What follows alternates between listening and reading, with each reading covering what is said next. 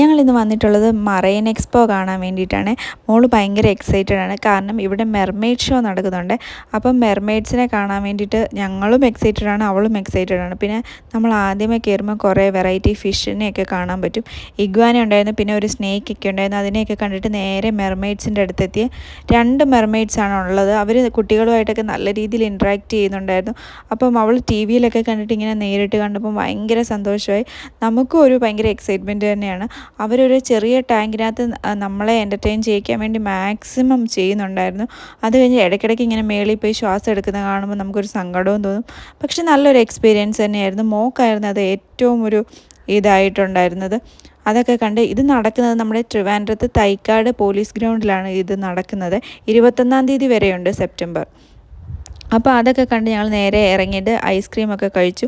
പിന്നെ അവിടെ കുറേ സ്റ്റോൾസൊക്കെ ഉണ്ടായിരുന്നു, ബുക്സ്, അങ്ങനെ അച്ചാർ, പിന്നെ ചെരുപ്പൊക്കെ ഉണ്ടായിരുന്നു, പഴയ മിഠായിസ്, അങ്ങനെ ഇയറിങ്സ്. അത് കഴിഞ്ഞിട്ട് ഞങ്ങൾ ചെറിയൊരു ഫുഡ് കോർട്ടൊക്കെ ഉണ്ട്, അതൊക്കെ കണ്ടു. പിന്നെ മോള് കുറേ നേരം കളിച്ചു.